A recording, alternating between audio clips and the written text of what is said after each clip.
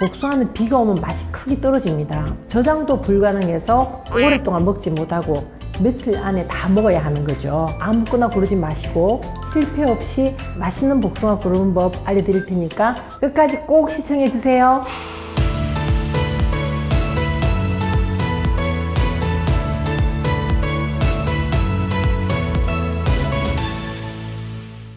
안녕하세요. 국내로 과일 소믈리에 조양란의 맛있는 과일 이야기입니다. 오늘의 주제는 여름철 최고 인기 과일 맛있는 복숭아 고르는 법입니다. 마트에서 복숭아 고르실 때 아무거나 고르지 마시고 실패 없이 맛있는 복숭아 고르는 법 알려드릴 테니까 끝까지 꼭 시청해 주세요. 복숭아의 제철은 7월, 8월, 9월로 여름이 제철인 과일이죠. 수박 같은 경우에는 여름이 제철이지만 대부분 하우스에서 재배해서 늦봄에 마시는 경우가 많습니다. 반면에 복숭아는 넓은 곳에 덤성덤성 나무를 심어야 해서 하우스 비용이 감당이 안 되니까 대부분은 노지에서 재배가 됩니다. 따라서 복숭아는 6월 초 일찍 하우스 수확되는 조생종보다는요 7월, 8월, 9월 천천히 나무에서 익어가는 품종들이 더 맛있다고 생각합니다. 복숭아는 다른 과일과 비교했을 때 품종이 매우 다양합니다. 단단한 복숭아, 부드러운 복숭아, 하얀색인 백도와 노란색인 황도로 나눕니다. 복숭아 품종을 기입한 자료인데요. 너무 많아 읽기도 힘드시죠? 또 복숭아는 각 품종의 출하 기간은 매우 짧은데요. 한 나무에서 한 품종을 한 번만 수확하는데 저장도 불가능해서 오랫동안 먹지 못하고 며칠 안에 다 먹어야 하는 거죠. 그리고 복숭아는 한 지역에서 여러 가지 품종이 바뀌면서 생산되는 과일인데요. 같은 품종이라도 위아래 지역의 온도 차이로 인해 숙기가 달라서 출하 기간이 일주일 정도 차이가 나서 좀 길어 보이지만 대체적으로 복숭아의 품종별 출하 기간은 대략 한 2주 정도로 아주 짧고요. 9월에 생산되는 만생종도 약 3주 정도밖에 안 된다고 생각하시면 됩니다. 어떤 품종인지 확인하시는 것이 매우 중요합니다. 내가 좋아하는 품종을 만나게 되면 잊지 마시고 매일 챙겨 드셔서 그 품종을 마스터해 보세요. 그러면 내년에 이맘때쯤이면 다시 찾아 드실 수 있을 겁니다.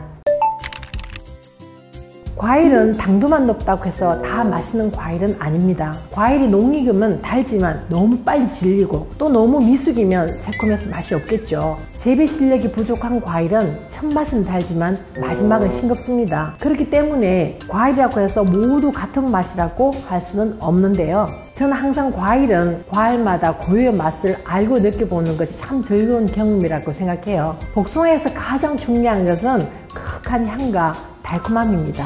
다른 과일과 다르게 향이 깊고 부드러워서 그런지 복숭아는 일본이나 동남아에서는 고급 과일로 인식되어 있습니다. 그래서 복숭아는 산미가 거의 없는 과일이므로 한번 먹었을 때 복숭아 향이 진하게 나는지 혀 끝에 달콤함이 남아있는지 이 두 가지 포인트가 아주 중요합니다. 고급 복숭아는 향이 가득하고 과즙과 달콤함이 끝까지 부드럽게 어우러져 있습니다. 여러분들도 과일 드실 때는 한 입 베어서 바로 먹지 마시고 와인을 즐기듯이 천천히 과일즙을 빨아 당기듯이 음미한 해보세요. 그렇게 하면 더욱 깊은 과일의 맛을 즐기실 수 있을 겁니다.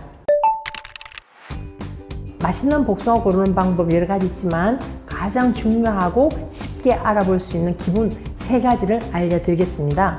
첫 번째, 과일 모양을 먼저 확인하세요. 보기 좋은 과일이 먹기에도 좋다는 말처럼 모양이 고르다는 것은 영양이 골고루 분포되어 있어서 모양이 큐리나라고 볼 수 있습니다. 복숭아도 봉합선을 중심으로 좌우 대칭이 둥글고 균형 잡힌 것이 좋습니다. 두 번째, 복숭아 껍질을 확인하세요. 햇살을 받은 표면에 물방울 같은 작은 기포가 있으면 무조건 맛있는 복숭아라고 볼 수 있습니다. 세 번째는 복숭아 꼭지 부위를 확인하세요. 꼭지 주변에 푸른기가 없는 복숭아가 나무에서 잘 익었기 때문에 맛있는 복숭아라고 생각하시면 됩니다.